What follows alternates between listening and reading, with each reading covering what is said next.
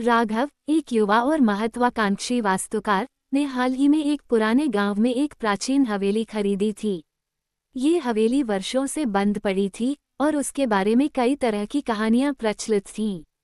गांव वाले कहते थे कि हवेली में अजीब घटनाएं घटती हैं, लेकिन राघव ने इन बातों को सिर्फ अफवाह समझा। भाग 2, पहली रात का अनुभव। हवेली में पहली रात राघव ने महसूस किया कि वातावरण कुछ अलग था। रात के समय उसे दीवारों से फुसफुसाहट की आवाजें आती और कभी-कभी ठंडी हवा का झोंका महसूस होता। एक रात उसने देखा कि एक धुंधली आकृति सीढ़ियों से नीचे उतर रही थी। डर के बजाय राघव की जिज्ञासा बढ़ी और उसने इस रहस्य को सुलझाने का निर्णय लिया।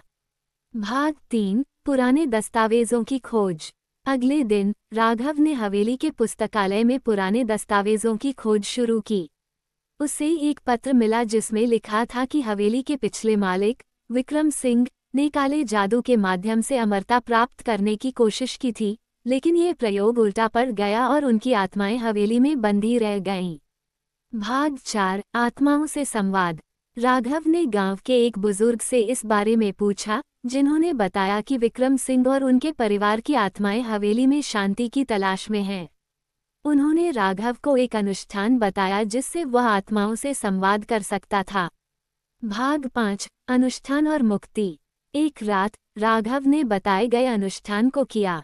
जैसे ही उसने अंतिम मंत्र पढ़ा, हवेली में एक तेज रोशनी हुई और विक्रम सिंह की आत्मा प्रकट हुई।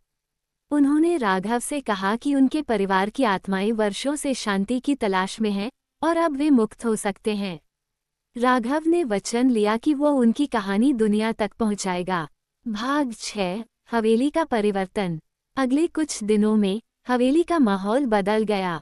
अजीब आवाजें बंद हो गईं और वातावरण में शांति छा गई।